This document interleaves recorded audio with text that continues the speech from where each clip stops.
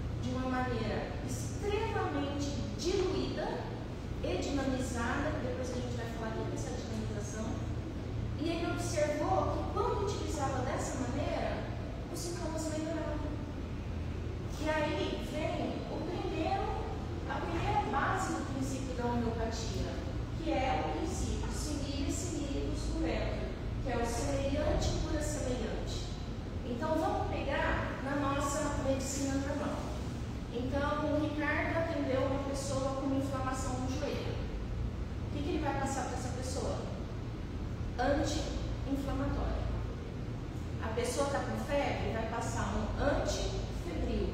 Então, na alopatia, a gente trata pelo antagônico, pelo antagonismo. Então, essa é uma das grandes diferenças da alopatia com a homeopatia. A homeopatia vai tratar pelo semelhante. E aí, eles foram experimentando diversas substâncias que eram derivadas de vegetais, de animais, de minerais, entendeu? E foram escrevendo o que a gente chama de matéria médica. Então, a matéria médica homeopática, ela é como se fosse a bula de um remédio. Só que a gente não tem na homeopatia uma coisa que você fala assim, esse remédio é para dor de cabeça. Quando eles estudam um remédio, eles começam a descrever tudo que cada remédio faz em cada órgão do nosso corpo. Então, nos olhos, o que acontece? Com esse remédio fica vermelho. Na pele, no sistema nervoso central, nas sensações, esse paciente começa a ter medo do quê? O que acontece no intestino? Então, cada remédio, ele serve para várias coisas em diversos órgãos do nosso corpo. Tá?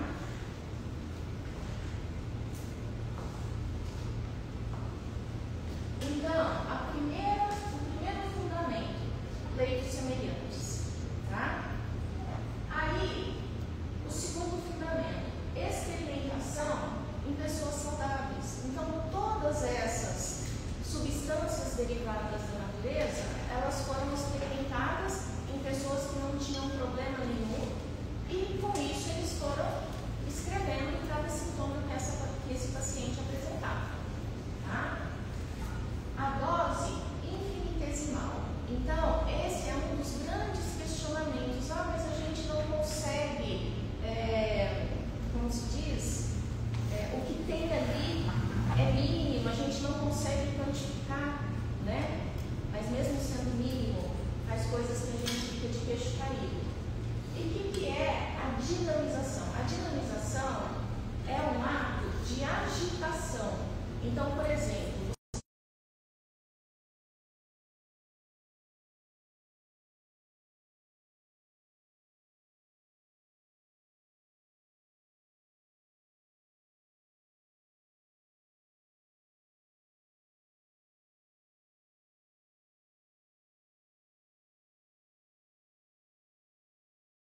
atualização de tratamento. A anamnese homeopática, ela difere bastante da anamnese alopática que a gente faz no consultório atualmente.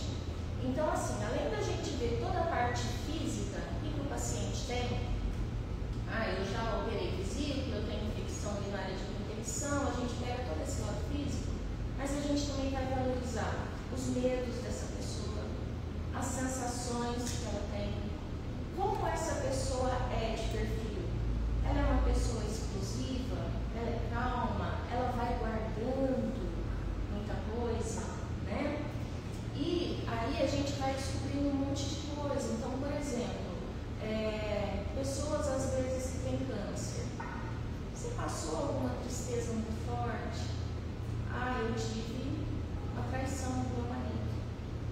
Entendeu? Aí a gente vai vendo onde foi o núcleo que desencadeou os problemas físicos. Então, a gente vê muito hoje em dia pessoas que estão doentes, que têm patologias que a gente precisa tratar, mas a gente também vê muitas pessoas adoecidas. Então, a gente não fecha o diagnóstico, mas ela não está bem para dormir, ela sente dor, ela não está produtiva do jeito que ela era, né? E o remédio homeopático, ele age internamente. Então, por isso essa individualização do tratamento, e é uma coisa que dificulta muito a pesquisa, porque a gente faz pesquisa como? Em série. Então, eu vou pegar o esomeprazol e eu vou dar para 1000 pessoas e eu vou ver quantas delas melhorou ou não. Na homeopatia, não. Na homeopatia, se o paciente tiver dor de estômago, pode ser que eu tenha 10, 15 remédios diferentes, que vai ser de acordo com a individualidade desse paciente. Então, esse é um ponto que fica um pouquinho mais difícil a gente trabalhar a pesquisa em homeopatia. Não vejo como impossível, mas é um pouco mais difícil do que o que a gente faz na homeopatia, né?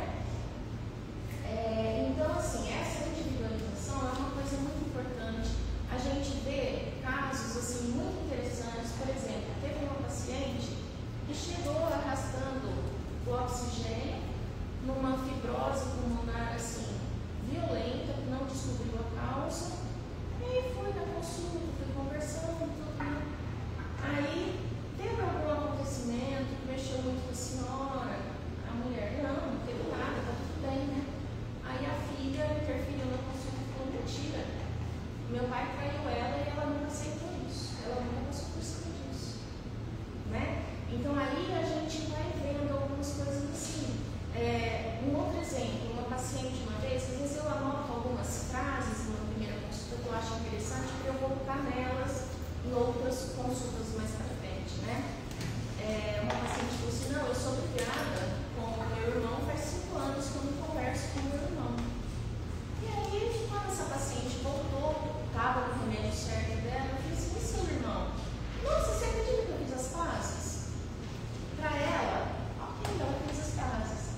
Mas para mim, eu sabia que isso era diferente. Era o remédio agindo nela, né? E outra coisa que a gente aprende um pouco de diferença também, que a gente vê muito na alopatia, então vamos supor, o paciente chega lá com uma fibromialgia, a gente medica, depois o paciente volta. E a senhora melhorou da fibromialgia? Eu melhorei muito, mas agora eu estou com tal coisa. Não faz parte da nossa prática o tempo inteiro? Isso aqui eu melhorei, mas apareceu isso aqui. E aí a gente aprende também que na alopatia você causa muita supressão dos sintomas. Então você suprime aqui, aparece outro ali. Você trata esse aqui, aparece outro aqui. E na homeopatia não. Na homeopatia você leva a cura. A homeopatia trata tudo? Não, gente. Eu vou pegar um paciente sério e tratar com homeopatia? Não. Assim como a alopatia também não trata tudo, né? A alopatia vai tratar essa mágoa? Não. Não, né? Então o bom senso tem que predominar. E aí, quando a gente pega essa cura através do sembiante, a gente vê que, na verdade, ela não apareceu com o humano. Então, no século V, Hipócrates já falava isso. Então, ele afirmava que a doença podia ser combatida com substâncias que causavam sintomas parecidos. No século XVI, Paracelso afirmava que venenos ministrados a pequenas doses podiam curar enfermidades. Então, isso é uma coisa secular que vem lá de trás. Tá? Então, não foi só o humano. A principal obra do humano é esse livro, que é o Organum da Arte de Curar. Um livro baratinho, custa R$100 e poucos, e que ele fala muito desses princípios da homeopatia. Tá? Então, foram criadas 6 edições ao longo da vida, desde que ele morreu para frente, né? Mas é um livro assim, fundamental para quem quer entender um pouquinho de homeopatia. E aí, antes da gente entrar nisso, quem pode fazer homeopatia? Tá? Então, a homeopatia hoje, ela é ligada à medicina, à odontologia, à veterinária e à farmácia. Então, você tem o curso, por exemplo, da farmácia, da veterinária, da medicina e da odonto, eles vêm juntos num primeiro ano, que a gente aprende o princípio, as medicações, e depois esses grupos se separam para estudar especificamente em cada área. A maioria dos remédios podem ser feitos em blocos, em gotas, em pomadas, e esse processo da diluição e da dinamização, que eu falei para vocês que é típico, e aí vem o conceito de memória da água. Isso aqui é uma coisa muito interessante.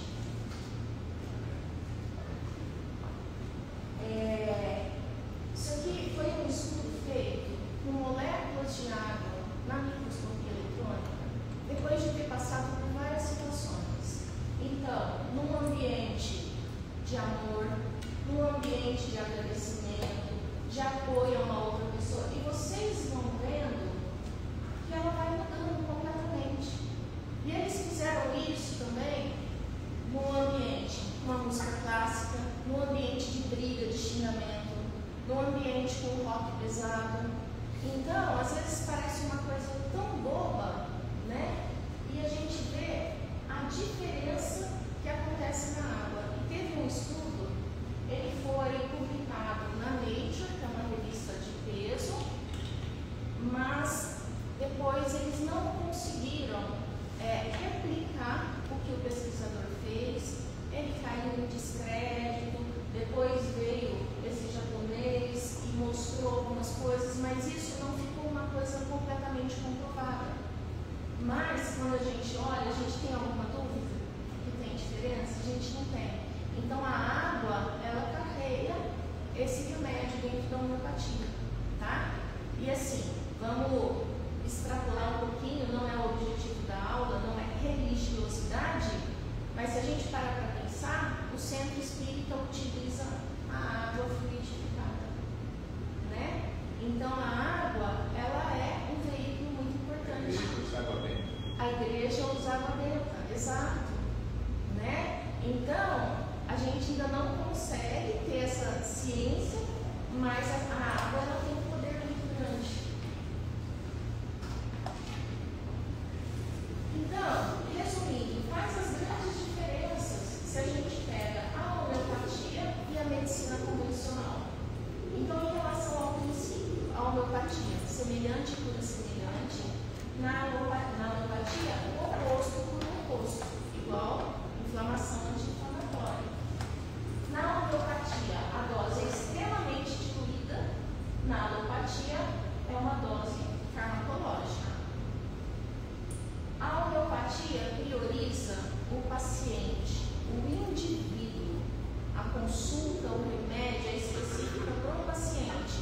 Na alopatia é a doença. É o refluxo do paciente, é a pneumonia do paciente. Entendeu? E a gente tem uma base científica controversa na homeopatia, porque eles criticam muito por conta dessa parte de realmente essa comprovação científica. E já a medicina é totalmente baseada em evidência. Vide as pesquisas clínicas, os grandes trials, as mudanças que a gente tem de remédio. Não, se o paciente tem insuficiência cardíaca, se eu usar isso, esse paciente vai ter um efeito maior, né? E no passado, a homeopatia, ela vinha junto com a alopatia nas escolas médicas. Então, o peso era praticamente o mesmo. Quando foi em 1910, se vocês lembrarem, é difícil de lembrar essas coisas, mas teve o relatório Flexner nos Estados Unidos. Esse relatório foi feito um estudo que é um relatório também muito controverso, tá? Que teve algumas coisas positivas, mas também teve muitas coisas negativas. E esse pesquisador, ele visitou 155 escolas médicas nos Estados Unidos e no Canadá em 6 meses. Ou seja, 155 dividido por 180, ele passou um dia em cada uma. Um dia você avalia o conhecimento de uma escola médica em algum lugar? Não. E coincidentemente, foi uma época que a indústria farmacêutica estava crescendo, tá? E nesse relatório, eles basearam muito a parte científica, a parte de pesquisa, e teve esse acordo que já começou a existir entre a parte médica, a sociedade médica e a indústria farmacêutica. Foi nessa época que a homeopatia foi retirada de cena. Tá? Então, uma coisa que vinha junto, de repente eles falaram, não, isso aqui não tem pesquisa, isso aqui a gente não vai dar importância para isso aqui. E, na verdade, o remédio homeopático, gente, ele é muito barato. Então, não tem indústria farmacêutica por trás do remédio homeopático. Então, a indústria investe onde ela pode ter retorno financeiro. Né? Então, vocês nunca vão ver um investimento financeiro na homeopatia para tentar provar alguma coisa.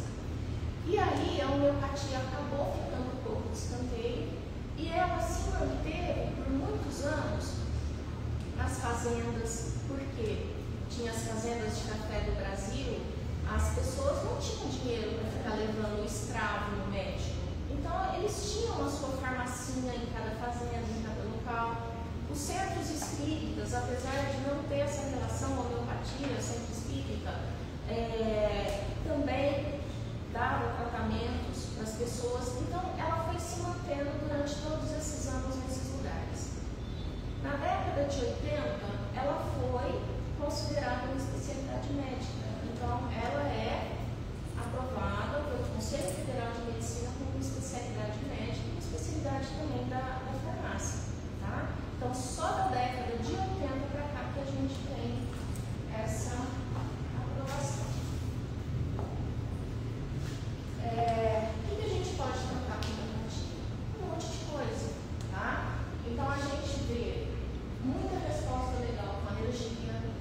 obesidade, com insônia, com dermatites, criança que entra na escola e começa a ficar doente de repetição, né? Mas assim, tem alguma coisa assim, isso aqui não trata? Não tem. Tem um bom senso para a gente falar, até aqui eu vou com homeopatia, aqui eu vou com alopatia, ou eu vou com as duas, né? Não tem limite de idade, então você pode estar utilizando desde bebê recém-nascido a idoso, tá? Então, por exemplo, eu não sou pediatra, mas eu tenho criança no meu consultório, tá? Então na homeopatia não tem isso. E ela também, hoje, ela já entra como uma parte integrante das medicinas integrativas do Brasil. Falando um pouquinho de Hahnemann, ele foi muito criticado. Então, o Hahnemann foi uma pessoa que trouxe muito benefício, teve uma época que ele teve muita crítica. Então, por exemplo, na Áustria, o país colocou um decreto que abolia a prática da homeopatia. E em Praga, o médico tinha que pagar multa se ele prescrevesse homeopatia. Então, chegou nesse ponto. Só que aí teve epidemia de cólera na Europa. E aí o Hahnemann ajudou a conter essa epidemia. E foi quando despertou os países europeus para a homeopatia. A Áustria foi o decreto, a França, as ideias ganharam mais adeptos, e foi na França que Hahnemann conseguiu se solidificar como homeopata. Foi na França também que ele faleceu. Então, o que a gente tem? A falta da evidência científica sólida, igual eu falei para vocês, tá? Precisa haver investimento em pesquisa de homeopatia, só que assim, são poucos médicos, não tem nas universidades, então tem muita coisa ainda para a gente caminhar, né? Eles falam muito do efeito placebo. Então, vou dar alguns exemplos para vocês. Por exemplo, tem hora que eu atendo criança, bebezinho, que só chora, que não consegue dormir, que tem cólica, a gente entra com remédio, certo? A criança melhora. É efeito placebo no bebê? O bebê raciocinou que ele está tomando um remédio e vai fazer bem para ele? Não. Tem um paciente de 5 anos que voltou a semana passada, eu passei um remédio, e não era o remédio certo dessa criança, que a gente chama de remédio de fundo, vou falar para vocês. E esse menino, ele começou a ter sintomas de mania de sujeira. Ele não podia encostar. Ele encostava em algum mão, ele queria lavar a mão. Ele pegava alguma coisa, ele queria lavar a mão. Ele começou a ter mania de doença. E a mãe ficou desesperada. Ia levar ele no psiquiatra. Aí quando ela me contou isso, eu comecei a rir. Ela falou, é do remédio? Eu falei, é do remédio, fica tranquilo. Nós vamos tirar o remédio e ele vai melhorar. Então, assim, é efeito placebo? Não, não é efeito placebo. Tá?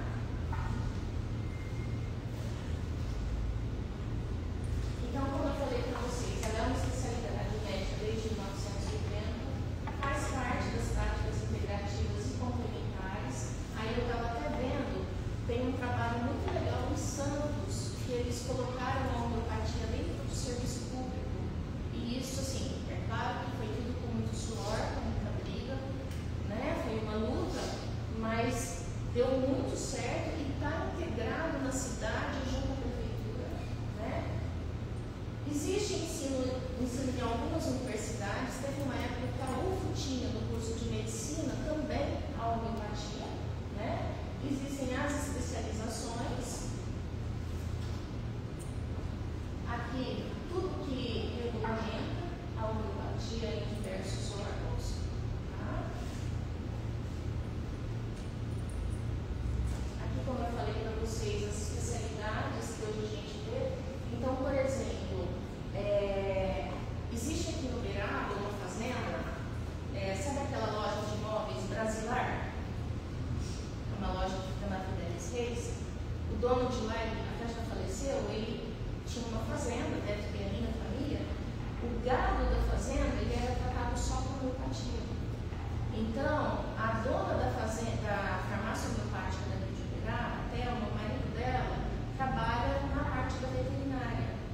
Então, tem fazendas que, assim, eles tratam só com homeopatia, inclusive a parte contra carrapato, contra os animais, né? Existem veterinários homeopatas, que é muito interessante também, e na área veterinária eles têm laboratórios. Então, assim, vocês chegam na PETS, na Cubase, vocês vão olhar, tem remédios homeopáticos prontos para dar para os animais. E aí eles já colocam um preço muito maior do que é uma manipulação. Então, eles criaram um laboratório da homeopatia. Então, gente, vocês viram que a prática da homeopatia, ela não é uma coisa recente. Ela remonta lá da nossa história e é uma prática com aplicação atual até hoje, né? Existem esses debates sobre eficácia, base científica, que precisa ainda melhorar, né? As pessoas precisam ter conhecimento, porque até para criticar uma coisa a gente precisa conhecer essa coisa, né? Então, a gente precisa divulgar mais, conhecer mais. Não foi fácil quando eu comecei aqui em Uberaba. A gente veio de uma cidade que tinha uma universidade, uma faculdade de medicina. Nós temos duas. Então, a gente vem de uma base totalmente alopática, tá? Já enfrentei muitas críticas até hoje, só que as coisas já mudaram muito, tá? Então, hoje tem médicos que me mandam paciente, tem médicos que vêm consultar, que trazem os filhos. Então, eu vejo que na nossa cidade já teve uma mudança muito grande em relação à homeopatia, de quando eu comecei, né? Mas ainda precisa de muita divulgação. E quando eu falei para vocês das duas escolas diferentes, o que acontece? O Hahnemann, ele trabalhava muito medicamento único. Então, essa é a homeopatia unicista. Cada pessoa tem um remédio de fundo. O que é o remédio de fundo? É aquele remédio que te equilibra no todo, que vai melhorar o seu sono se você tiver insônia, que vai melhorar a sua imunidade, que vai melhorar a sua irritação, o seu nervosismo. É aquele remedinho que te centra. Essa, para mim, é a melhor homeopatia, porque quando a gente chega no remédio certo da pessoa, é mágico, tá? Só que ela também é mais difícil, tá? Então a gente tem que captar a essência dessa pessoa. E a gente tem a homeopatia pluralista, complexista, que associam vários remédios. Então você pega, por exemplo, das farmácias que já fazem alguns remédios prontos. Tem lá, por exemplo, quietude, que é para o sono. Eles misturam 3, 4 remedinhos. Vai ter paciente que vai melhorar? Vai. Todos vão? Não. Por quê? Porque também dá efeito colateral, igual a história que eu contei de mim 5 anos. Tá? Então, não é uma linha muito legal, não é uma linha que habitualmente eu faço, tá? Mas é uma linha que existe também, tá? E muitas das vezes a gente pode fazer o remédio da própria coisa que está causando o problema. Então, vamos supor, eu tenho um gato que me dá muita alergia, só que eu não vou desfazer do meu gato, eu amo o meu gato. A gente pode fazer o remédio do próprio pelo deste gato. Então, a paciente recolhe o pelo deste gato e vai levar para a farmácia. Eu tenho um paciente que tem uma plaquetopenia idiopática. Nós já fizemos remédio da própria plaquetopenia para estimular o organismo dele a produzir plaqueta. Então, tem também essa maneira de a gente fazer remédios individualizados para algumas pessoas. Tá? E aí, meninos, como o curso de vocês é de espiritualidade, então assim, eu coloquei algumas coisas muito interessantes, porque a espiritualidade ela tem crescido muito, tá?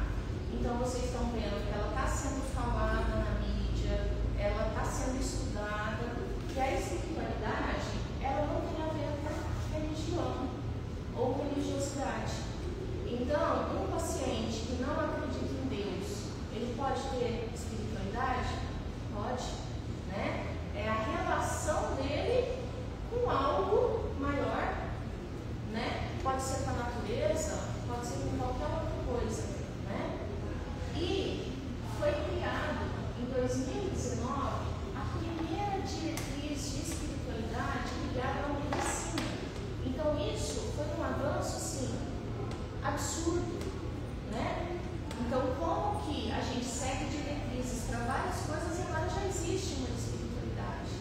E em São Paulo tem um grupo que chama GENCA, que é o grupo de espiritualidade e medicina cardiovascular.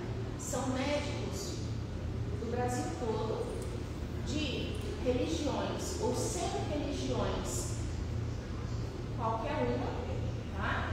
E que eles discutem espiritualidade e discutem pesquisas para serem feitas para comprovar o efeito da espiritualidade na nossa vida.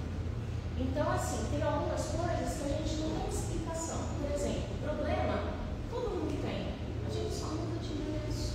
Mas os problemas são os mesmos em toda a família. O que eu acho que diferencia a gente? O enfrentamento do problema.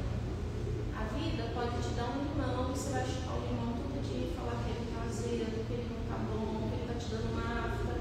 Ou você vai espremer esse limão e fazer um pouquinho. Ou você vai fazer um limonada. Né?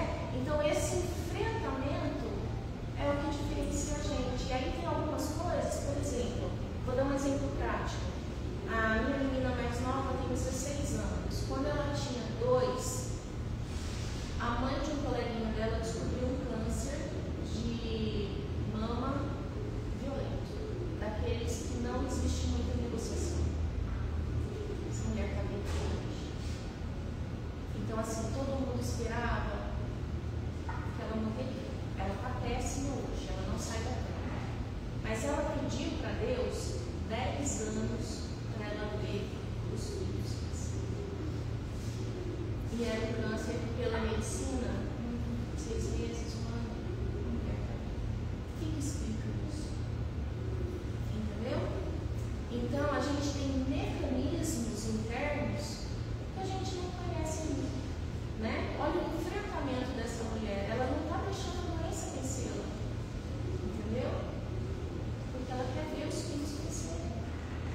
Então, tem coisas que precisam ser estudadas ainda, que a gente não detém conhecimento disso, a gente não sabe, né, como que é capaz de acontecer. E aqui, para finalizar, eu coloquei o túmulo do Hahnemann, que é naquele cemitério Père Lachaise, na França, em Paris, que tem os famosos, Allan Kardec, rock, que a gente chama. Era uma banda famosa, todo mundo vai no mundo dele, mas tem Charles Chaplin, né? Tem vários. Então, esse é o The Doors. Então, meninos, era isso que eu queria explicar para vocês. Estou aberta a perguntas, para qualquer coisa. Eu tenho muitas perguntas para deixar. Podem perguntar, minha vontade. Uma pergunta que eu tenho antes de eles ficarem interrompidos é como que é a formação na homeopatia? Como você vê hoje a formação do médico ou das outras áreas na homeopatia e como você vê, por exemplo, cursos que existem muito por aí, que a gente acaba vendo, né? Eu já tive colegas médicos que falam, eu quero fazer um curso de homeopatia, mas eu não acho o curso, e acham cursos que não são oficiais, né? Então, assim, bem próximo da gente tem esse de Ribeirão Preto, né? E a gente tem o de São Paulo. Existem cursos no Sul. Só que, assim, começaram a colocar cursos, acho que até aqui eles faziam, e era um curso que era aberto para quem quisesse fazer. É legal isso, gente? Não, não é. Só assim, para dar um exemplo, uma vez eu atendi uma criança que veio com a avó, e a avó estava fazendo esse curso.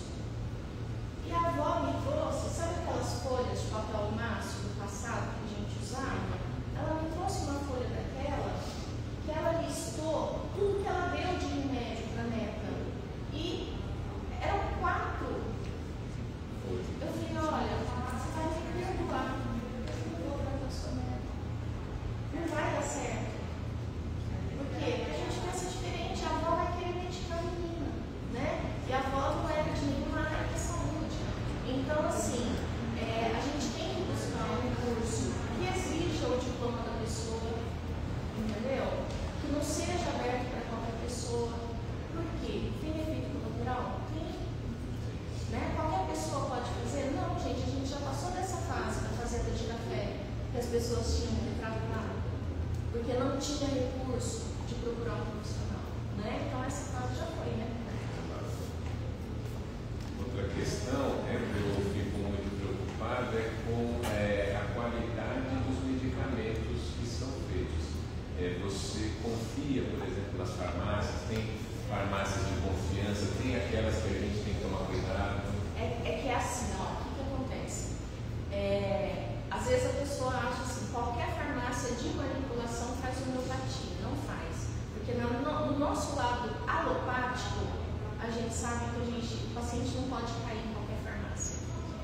Tá? Por quê? A gente não sabe de onde que eles compram aquele sal, a gente não sabe se eles têm controle de qualidade depois que o remédio está pronto, e o paciente toma o remédio e ele não melhorou, a culpa é nossa. A culpa não é da farmácia, eles não param para pensar isso, entendeu? Então, na verdade, aqui no Uberaba, a gente tem duas farmácias de homeopatia, tá? Então, não é qualquer farmácia que faz homeopatia, tem que ser específico. Agora, por exemplo, eu vou dar um exemplo, ele falou aí dessa confiança. Tem um remédio, ele é fantástico, ele chama ocilitoxina. Esse remédio, ele é um estimulante da imunidade, que serve para gripe, ele é de um laboratório francês, que chama Boiron. E ele custa uns R$250 a caixa. O único inconveniente dele é o preço, mas ele vale cada centavo. Eles detêm a patente, esse remédio não pode ser manipulado. Só que a gente tem a farmácia daqui que pega um original e tenta manipular 1 milhão em cima do original. Então, às vezes o paciente me fala assim, posso manipular? E a diferença é grande, ele é de 10 vezes o valor. Ou ela vai pagar 250 ou vai pagar R$25. Aí eu falo, olha, esse aqui, ou você compra ou não compra. Não manipula. Mas, em geral, a gente tem uma confiança boa na farmácia, tirando especificamente isso. Mais uma questão que é polêmica, assim, que a gente ouve em relação à homeopatia e uso de vacinas. O que você fala? Tá. Então, assim, ó, tem uma linha da homeopatia extremamente ortodoxa. Tem até brincadeirinha de Instagram, né? Ah, o paciente morreu, mas morreu curado. Não, mentira, o paciente morreu. Então, assim, existem homeopatas que são contra a vacina, tá? Eu não sou, tá? Eu acho que vacina salva a vida. E eu acho que a gente tem que ter o bom senso, aquilo que eu falei para vocês desde o começo. Mas tem gente que acha que a vacina ela entra como se fosse uma substância danosa no organismo, entendeu? E que esse paciente ele pode desenvolver outras coisas depois disso. O que eu faço em alguns casos? Quando a criança tem muita reação com vacina, eu uso tuia, tipo um dia antes. A gente minimiza isso, mas eu nunca falo para não vacinar criança, tá? Mas existe essa linha, tá? Por exemplo, da febre, né? Não, você não vai dar antitérmico, você deixa a criança com febre e vai aqui, vai ali, porque não tem um remédio específico para febre. Você tem que descobrir qual é o remédio daquela criança. Então, quando ela está com febre, ela está pulando, brincando, ela está feliz, ela está prostrada, ela está vermelha, ela está com sede, ela está sem sede. Então, a gente tem que pegar todos esses pequenos detalhes para chegar no remédio da febre daquela criança. Tá? Então, tem homeopatas também que não deixam. Por exemplo, eu tenho criança com infecção de garganta de infecção. Às vezes eu vejo que está começando uma placa, eu entro com remédio, não entro com antibiótico, mas eu falo, volta aqui amanhã. E volta aqui depois de amanhã. Eu vou de pertinho. Você comentou que cada criança, cada pessoa pode ser tratada de uma forma para uma mesma coisa. Sim. De onde vem as ideias de usar X medicamento para aquela criança? Então, tipo assim, vem de um regulamento, vem de uma pesquisa, não sei se deu para entender. Entendi. Na verdade, como que descobriu que aquilo funcionaria? Que era aquele remédio. Tá. Tem uma coisa que chama repertorização. Repertorização é assim, ó. Então vamos supor que eu estou atendendo o Ricardo e ele me fala que ele tem pedra nos rins, infecção urinária, hipotireoidismo e ele é assim, assim, sabe? pegar os sintomas que eu acho mais importantes do que carta.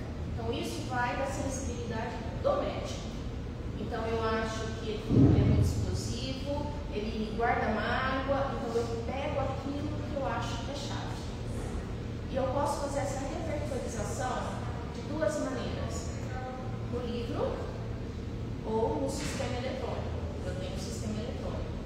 E quando eu jogo esses sintomas que eu considerei os mais importantes da consulta, ele vai me afunilar dos remédios.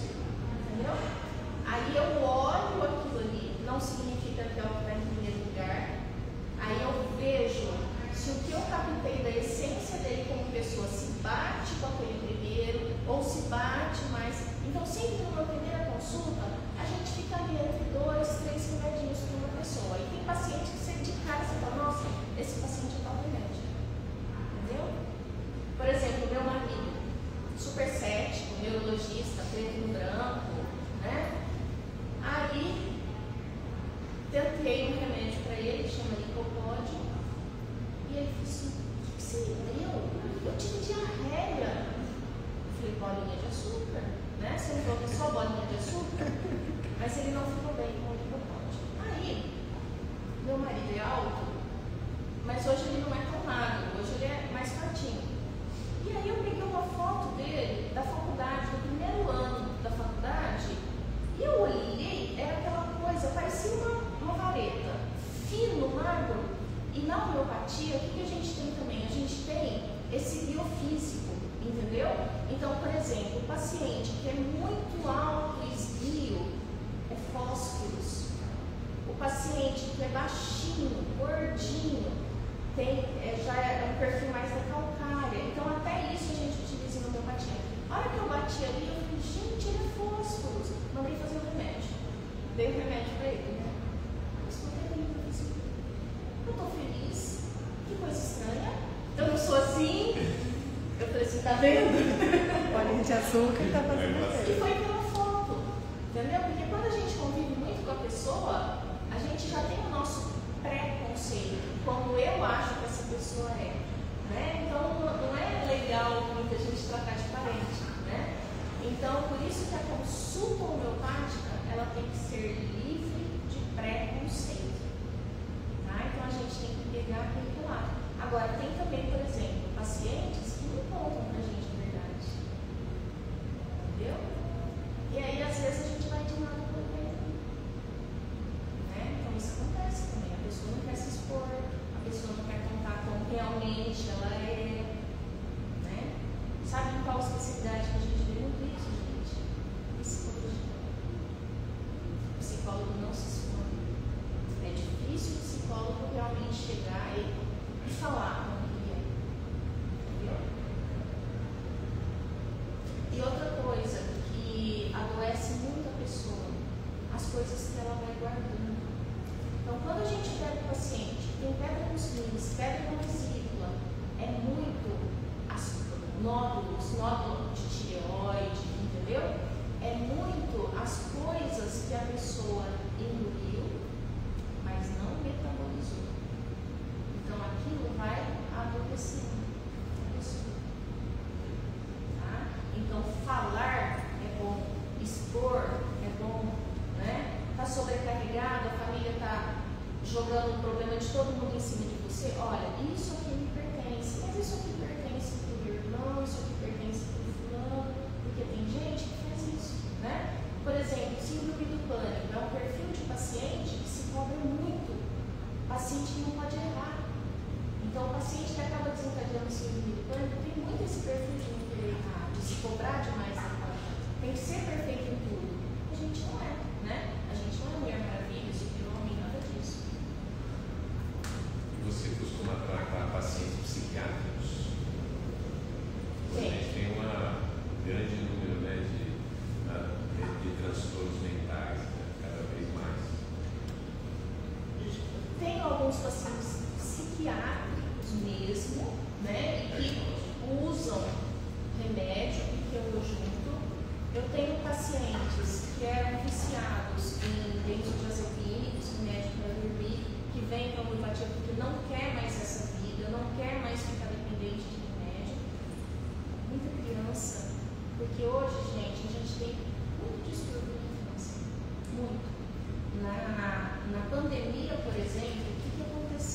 percebi?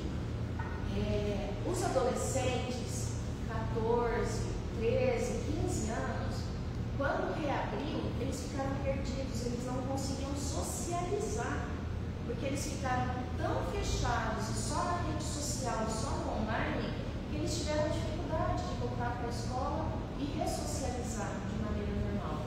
As crianças, por volta de 5, 6 anos, elas ficaram deprimidas, tá? Então também tem muita criança. Tem criança com TDAH, que a mãe não quer dar remédio, controlada de forma alguma. Autista. E é muito engraçado, autista. A gente vê coisas assim, tipo assim, nossa, ele não conseguia sentar para comer, porque ele está sentando. Ele melhora nas terapias. Entendeu? Os profissionais conseguem trabalhar mais coisas com eles. Eles dão uma. Parece que vira uma chavinha quando é o remédio certo.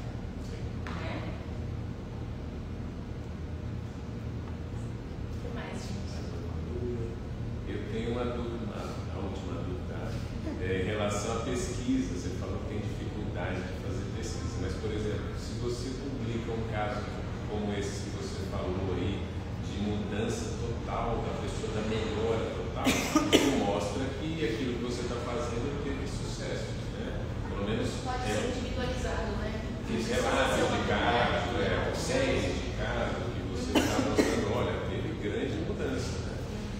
Talvez tenha dificuldade num aspecto científico mais... Esse é alopático. Isso, clássico. Um clássico nosso. Mas a gente poderia ter trabalho científico nesse aspecto. Por exemplo, a mãe de uma colega médica, fibromialgia, dor 24 horas por dia e nada melhorava, e essa colega já não sabia o que fazer com a mãe. A mãe foi lá. Entendeu? Para de ter dor, não tem mais dor.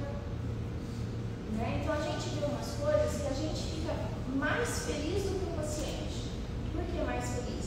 Porque eu sei que na alopatia não ia ter um remédio que tirasse a dor dessa paciente dessa maneira. Entendeu? Então, tem umas coisas que são muito prazerosas para a gente de ver. Né?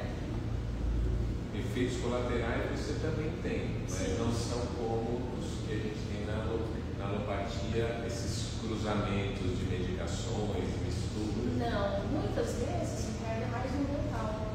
Então o que eu falo? Olha, você vai voltar daqui X tempo, mas se de repente você falar assim, nossa, eu não estou legal, eu estou fazendo coisas que não sou eu, né? Suspende o remédio e entra em contato comigo. Né? Então muitas das vezes vai para o mental. Às vezes a pessoa mostra que o trabalho está funcionando no mental e no emocional, que é até uma coisa boa, né? Porque se a gente começa a fazer essas perguntas, jovem com multiletismo, começou com 13 anos, teve algum acontecimento? Eu e meu pai separamos quando ela tinha 12 anos. Entendeu? Muito marcante. Tá? Separação de pais é uma coisa muito marcante nas crianças, nos adolescentes e nos adultos. Né? Alguma pergunta mais? Deu para entender um pouquinho sobre a alopatia, gente? Família, assim, nesse contexto seria meio que, como para se eu entendi bem a característica, é como se eu pegasse, por exemplo, vamos chamar assim, né, como se fosse um veneno, eu diluiria esse veneno em muitas partículas e o corpo criaria ali um anticorpo para que O seu corpo vai ser estimulado para que... Então ele entra como um estímulo de doença e o seu corpo combate. Quase uma vacina. Isso quase é uma vacina, né? Isso que é um anticorpo. Pensando, extrapolando. Exatamente. Faz sentido.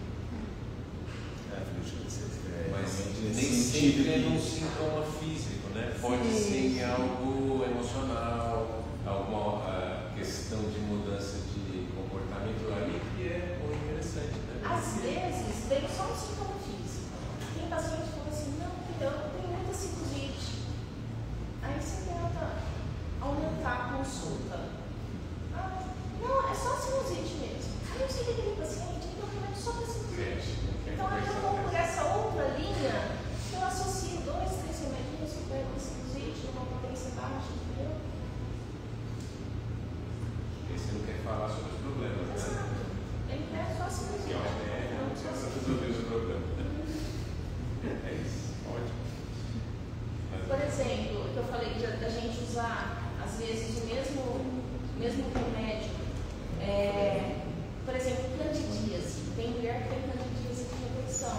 A gente faz um remédio com a cândida. O remédio chama candidina. Infecção de garganta. Principal germe, streptococcus. A gente faz o streptococcino. A gente tem o staphylococcino. Às vezes o paciente tem fluxo de repetição. Então a gente faz remédios com a própria substância que lesa. Que assim, não tem como explicar que aquela dose muito diluída, assim, hoje, pelo conhecimento da gente, vai trazer alguma resposta, mas que existe na prática, a gente percebe. Por isso que é sempre a questão de qual laboratório. Eu acho tão muito importante essa confiança no lugar que faça exatamente aquilo que você, né? Porque não é uma medicação feita em grande escala, em grandes laboratórios. Tem que ser como você falou, pegar o pelo do gato, né? Será que a pessoa vai fazer isso mesmo? Tem que ter essa confiança com quem vai fazer. E a ativação que você falou também é feita, né? É feita no preparo, né? E a pessoa também, antes de tomar, ela pode agitar. Pode agitar. Assim. Muito bem, gente. Obrigada, pessoal. Muito legal. Aqui diz, é só obrigado.